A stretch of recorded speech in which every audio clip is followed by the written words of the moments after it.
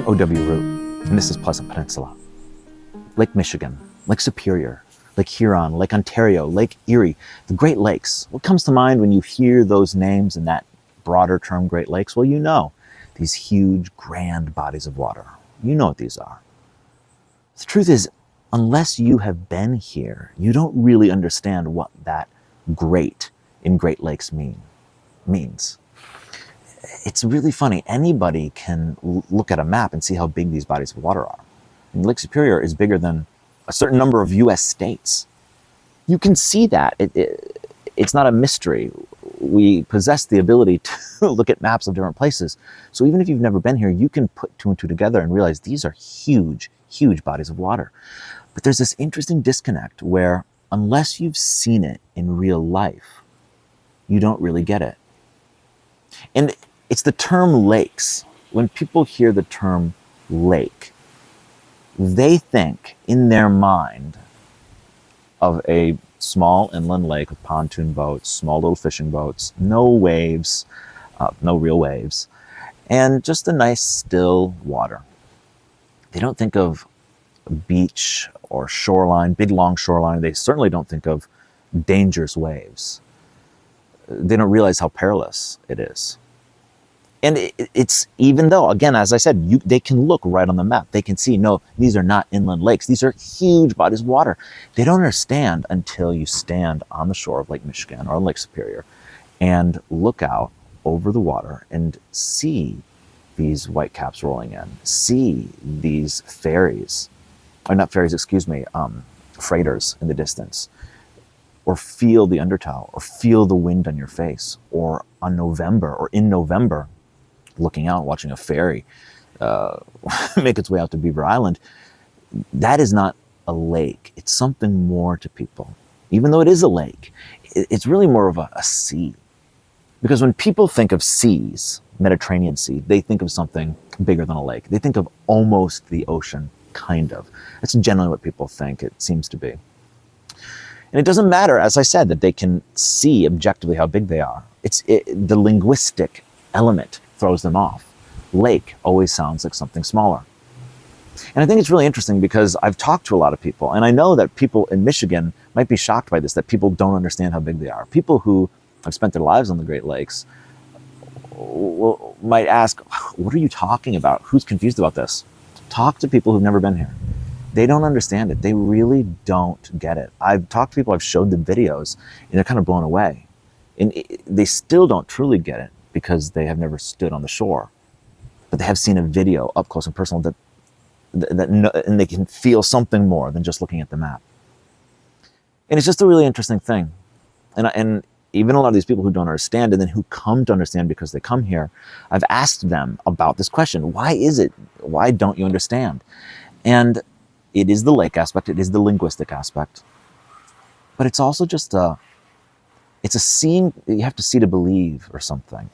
You can't get it on a computer screen. You can't really understand it on a map. Nobody has experienced freshwater bodies of water this big except for like us. Most people don't have that experience. So they have to see it to believe it. They have to stand on the shore, watch those waves, and realize these aren't lakes. They're something else. Yeah, they are lakes, but they're something all their own. They're in their own category. They are the Great Lakes. You have to see it to believe it.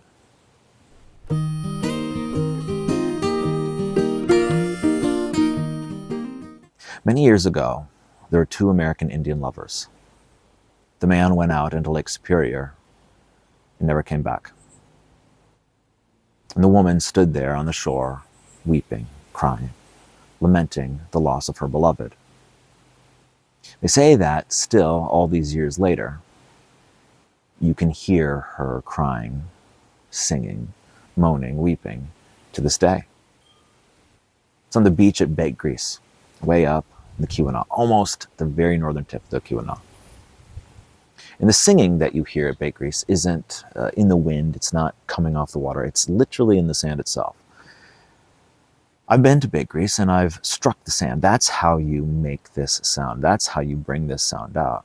You have to take your hand like this and smack it and come up at the end, like this. If you just pound it, it's not going to make any sound. Down, up.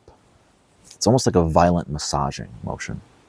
Once you get in the groove, you can kind of hear it. And it is a barking, squeaking, almost a wailing sound. Sound almost of someone in the distance trying to catch their breath, crying. And they say, interestingly enough, that if you remove the sand from the beach at Bete, Grise, if you take that sand somewhere else and try the same thing as striking, it's not going to do it. It doesn't make the sound. It doesn't sing. That's interesting. And I can't confirm that second part because I haven't taken sand from Bete, Grise and tried to strike it somewhere else. But I can confirm that it does indeed sing on the beach there. It's an interesting thing. It's this legend, it's a myth, lore. What function does legend and myth lore play in our world, in our lives? You know, it gives us meaning. We can explain a lot of things through science and through mathematics. And I'm sure if I asked an expert in sand, in sediment, scientist, why does the sand make this sound at Bete, Grise? And it's a unique sound that I don't really hear many other places. They could give me an explanation about, again, the deposits that were dropped there when the glaciers moved down or moved out. And I'm sure they could give me a good explanation. It would make sense and I would feel smart. I'd feel like I understood. But it'd be kind of boring. It'd be kind of dull. Because what myth does, that which we can't see or that which we need to believe in rather than just conclude is the truth, is it presupposes something else beyond what is observable. It's something of the heart. It's something of story. It's poetry. That's really what it is. It's like love. I mean, that myth is about love, but can you see love? No. You can't really prove love either. I'm sure someone could say, well, it's the firing of the neurons in the brain. Well, whatever. You know, it doesn't really do much. Everybody knows it doesn't really do much. We need that. We need that poetry, that myth, that lore, that legend. It's the things that inspire us, really. The things that make the world more beautiful. Science is okay. Rational explanation is okay. But I'd rather believe the legend, or at least not completely disbelieve the legend. Or I'd at least rather let myself wonder about the possibility of our actions, love, lamentation, mourning, poetry, and story. And maybe it's greater than us, or maybe it's greater than what we can see. I like that. So I think I'm going to believe the legend at Bete, Grise. And I'll leave it at that. I'm O.W. Root for Michigan Enjoyer.